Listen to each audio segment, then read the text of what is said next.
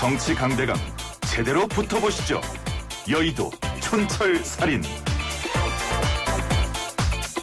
네, YTN 라디오 조용의 출발새 아침 3월 9일 월요일. 제가 참 좋아하는 이 두 젊은 두 분을 모시고 합니다. 젊다 그러니까 좀 웃으시는 민병대 더불어민주당 의원이셨고요. 안녕하세요. 예, 안녕하세요. 그리고 또 제가 너무 좋아하는 김용태 미래통합당 의원입니다. 안녕하세요. 안녕하십니까, 김용태입니다. 전혀 뭐 무슨 일이 닥쳐도 힘들어하거나 걱정하거나 이러지 않는 그런 외모예요. 제가 개인적으로 마라톤을 합니다. 마라톤은 서두르지 마라, 그러나 멈추지 마라 라고 하는 가장 마라톤의 격언이 있는데요. 그대로 가겠습니다. 정말 이렇게 단단해 보이고 일단 여자들의 입장에서 보면은 남성분들을 물론 모성본능도 중요하지만 이렇게 언제든지 믿고 싶은 그런 게 있잖아요. 근데 그런 마음을 딱 갖게 느껴지는 훌륭합니다. 과찬이십니다. 이 두 분을 모시고 월요일에 정치 토크 여의도 촌철살인 한번 해보겠습니다. 사실 되게 부드럽고 착하신 분들이고 좋은 분들인데 또 사안 따라 매우 날카롭고 예리하게 또 첨예한 대립도 하기도 합니다. 우선 첫 번째 이제 이야기 본격적으로 나가기 전에요. 우리 4.15 총선 공천 결과 관련해서 여야가 모두 쏙쏙 공천에 대한 얘기가 나오고 있는 중인데 민병대 의원께서 꼭 전하고 싶은 이야기 하나 있을 것 같아요. 먼저 얘기 좀 해주시죠. 예. 예, 제가 이제 공천에서 최종적으로 배제가 됐습니다. 아직 뭐 하나 남았죠, 한 단계는. 예. 최고위원회에서 되돌아올 수 있는. 예. 최고위원회에서 저 결정을 했습니다. 어젯밤에요? 예.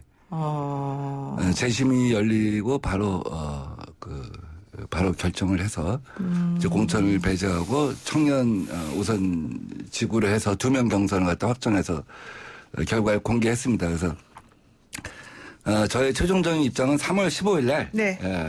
제가 밝힐 예정입니다. 저는 뭐 2년 전에도 그랬지만 저를 주저앉게 하는 힘도 저를 일어서게 하는 힘도 유권자한테 있다고 생각하고 유권자 의견을 듣겠습니다. 다만 제가 2주 전에 토요일 날 당에서 만나자고 해서 불출마를 권유하길래 제가 수용할 수 없다고 분명히 밝혔습니다. 제가 수용할 수 있는 근거를 하나도 된다면 제가 봐드리겠다. 그러나 당에서 나를 복귀하라고 했고 또 내가 사실 인정한 적도 없고 또 적격 판정을 받았고 그다음에 제 사건 자체가 무슨 다른 선거에 영향을 미칠 정도의 그런 사안이 아니라 사회적 판단이 서 있는 문제인데 하나라도 근거를 대면 제가 수용하겠다 한 얘기를 한 바가 있습니다만 그 당시에 당에서는 사실 얘기를 듣고 보니 코드프 시킬 근거는 없다. 솔직하게 얘기를 하더라고요. 네. 그래서 나 하나 그만둬서 당이 숫자를 갖다 맞춰서 저쪽하고 숫자를 맞출 수 있다면 내가 왜 사심성인 하지 안 하겠냐. 근데 네. 그건 아닌 것 같다. 내가 울타리가 없으니까 이런 거 아니냐까지 허심탄회하게 얘기를 한 바가 있어요. 여기서 울타리라 하면 내가 친문이 아니기 때문이다 이런 생각이신 거예요? 솔직히 말하기로 했으니까. 근데 그 다음날 이제 저한테 다 좋으니까 그 안전장치가 필요하니 당사자의 입장을 좀 들어올 수 없냐 한 거죠. 그래서 아마 당에서 직간접적으로 2차례에 걸쳐서 당사자의 입장을 들었습니다. 이 사건은 2년 전에 2008년도에 이명박 정부의 고환율 정책으로 큰 실패를 봤다. 이제 정치에 관심을 갖게 됐다. 인터넷 신문을 만들 테니 얼마라도 투자를 할 테니 함께 하자는 제안을 받은 그 과정에서 있었던 사건입니다. 근데 이제 이번에 아마 당에서 2차례 직간접적으로 접촉을 했는데 첫 번째 접촉 결과에서는 이 민주당 의원들이 적폐청산을 얘기하고 대통령 탄핵을 얘기한 거 보니 굉장히 위선적이라는 생각이 들었고 트리키하다는 생각이 들었다. 그 여성분 얘기가. 예. 네. 그런 과정에서 서지현 검사가 TV에 나오고 뭐 정봉주 안희정 지사가 나오면서 갑자기 기억이 소환되었고 그 기억이 소환되는 과정에서 역겨운 생각이 들었고 그러던 차에 숟가락 하나 얹어놓는 심정으로 내가 살짝 얘기한 거다. 만나게 된 것이다.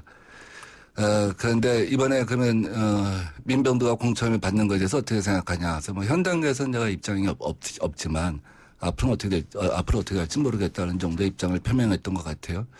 좀 얘기가 길어집니다만 그래서 당에서 두 번째 다시 확인했습니다. 그것이 되게 애매하다. 그렇죠. 애매하죠. 현 단계에서는 입장을 표명할 생각이 없다. 그러나 앞으로 모르겠다는 것이 너무 애매하니까 다시 한번 당에서 또 재차 분명하게 입장을 물어봤던 것 같아요. 뭐 제가 간접적으로 들은 얘기라서 잘 모르겠습니다만 그 당시에 뉴스타파에 얘기를 했던 것은 사실이다. 그 주장을 갖다 유지한다. 그 여자분 주장이. 네, 첫 번째 이제 그 얘기고요. 다음에 이로 인해서 지금 이 시점에서 민병도가 공천을 받지 않는 거는 바라지 않는다. 잘 되길 바란다. 이것도 뭐 제가 그렇죠. 전해드린 얘기입니다. 그 얘기도 했죠. 세 번째, 그다음에 마지막으로는 그러나 민병도가 공천을 받고 나서 자기네 무죄라고 주장하면 자기도 대응할 수밖에 없다. 뭐 이런 정도 얘기했던 것 같아요. 그런데 이 종합적인 것의 맥락을 보지 않고 당에서는 그냥 불안하다는 것으로 결국은 저를 배제를 한 겁니다. 저는 민주적 정당에서 과연 이런 것이 합리적이고 이성적인 판단인가에 대해서 계속 문제 제기를 할 수밖에 없을 것 같고요. 이로 인해서 우리 지역구는 상당히 지금 주민들이 갖고 있는 상심이 굉장히 큽니다. 그렇죠. 자유한국당에서도 사실 뭐 이혜훈 의원을 네. 사실상 내천한 거랑 비슷한데 이혜훈 의원이 어제 문자를 보냈더라고요. 동네 주민들한테. 그 우리 딸도 받았어요. 그래서 지금 뭐 개인정보보호법 위반이라고 주민들이 지금 서명해서 바로 고발하려고 하고 있고 또 우리 당 지지자들 입장에서는 여기가 얼마나 보수적인 것인데 그렇죠. 저는 다 판단을 하냐 뭐 이런 거에 대한 회의가 많아요. 그래서 제가 심사숙고해보고 3월 15일 날 저희 입장을 밝힐 생각입니다. 사실 제가 전농여중을 나왔어요. 전농여중. 전농동에서 태어나서 전농여중을 나오고 동대문에서만 30년을 살았었는데 원래. 그래서 제가 우리 의원님의 그 동대문 거기가 갑인가요? 을인가요? 을. 예, 동대문 을이 사실은 우리의 그거예요. 우리 동네에 원래 옛날에. 변호사님 오시지 그랬어요. 그래서 그 동네 정서를 잘 알고 네. 그 동네 필요한 게 뭔지를 잘 안다. 왜냐면 내가 학교를 너무 힘들게 하고 거기서 버스 막 2번씩 타고 다니고 그랬거든요. 물론 고등학교는 거기서 안 나왔지만 그래서 이제 그 동네 정서를 잘 안다. 근데 참 열심히 많이 하셨다.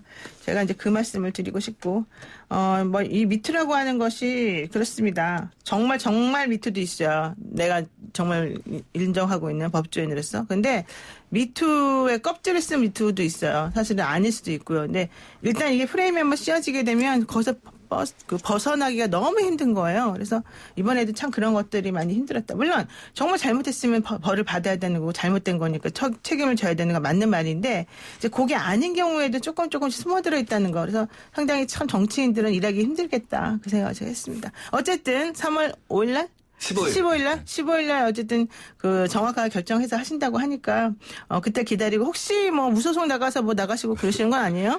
김영태 의원님의 조언을 한번 들어봐야지. 네. 일단 우리 민병도 의원님 그랬고요. 안타까운 일이고 네. 개인적으로 존경하는 의원님이신데 잘 결정하셔서 앞날에 큰 성과가 있길 바랍니다. 권승을 진심으로 기원합니다. 네, 정말로 진정한 얼굴로 그렇게 말씀하시네. 진짜 진실성이 느껴졌는데 김영태 의원님도 사실은 원래 양천이었는데 지금 험지 구로로 가시잖아요. 그래서 윤건영 전 실장하고 같이 이제 대결을 할 수밖에 없는 구조가 됐어요. 그래서 넉넉지 않고 너무 힘들 거다라는 게 예상이 되지만 그래도 나는 열심히 가서 한번 싸워볼 만하다. 이런 인터뷰 하는 걸 제가 들었거든요. 어떻습니까, 이번에?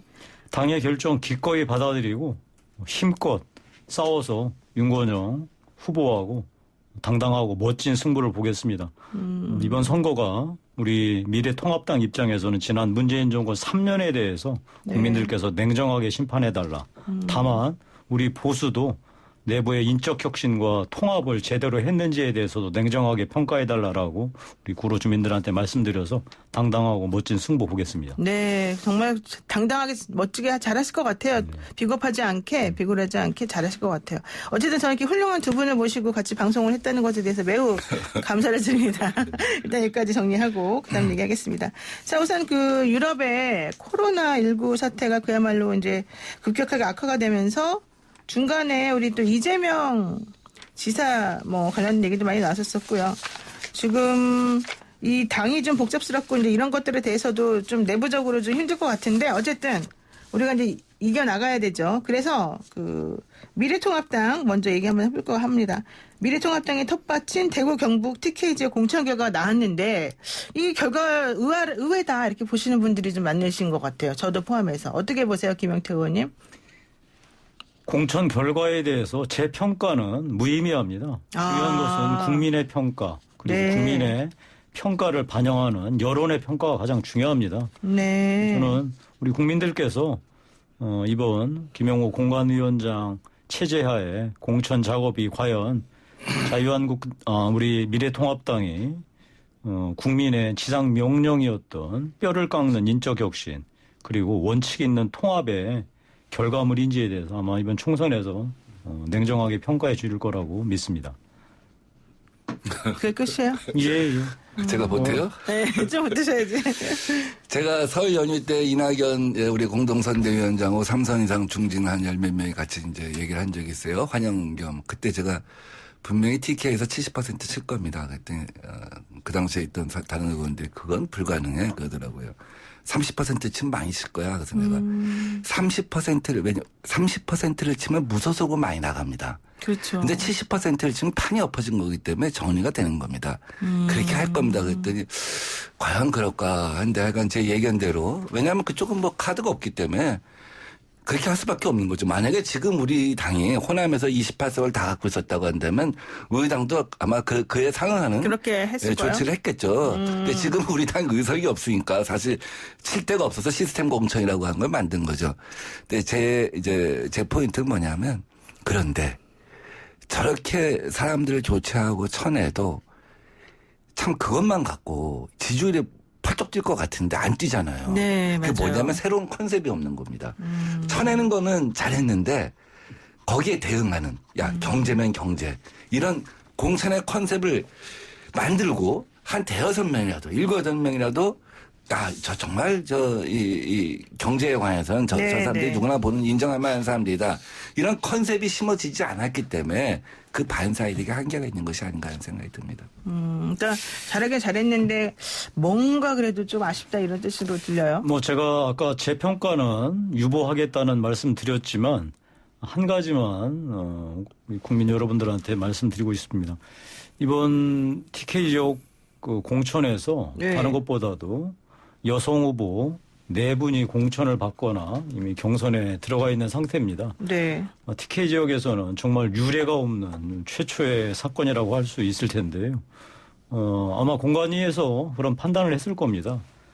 다른 것보다도 TK에서 이 인적 혁신 작업을 하면서 우리 당이 그간 소홀했거나 취약했다고 이 국민들한테 질타받았던 여성과 청년 부분에 대해서 이 TK 지역, 영남 지역에서 무언가 돌파구를 만들어보자라고 해서 이 4분의 귀한 여성 후보들을 공천하거나 경선까지 진출시켰던 것 같습니다. 하여튼 이 점, 우리 국민들께서 그리고 해당 지역의 이 주민들께서 평가를 어떻게 내리실지 저희로서는 하여튼 그 결과를 기다리고 지켜볼 뿐입니다. 네, 좋습니다. 일단 그 1부 순서 좀 다 됐기 때문에 이 뜨거운 토론의 열기는 여기서 잠시 식히고 전하는 말씀 제가 듣고 오겠습니다.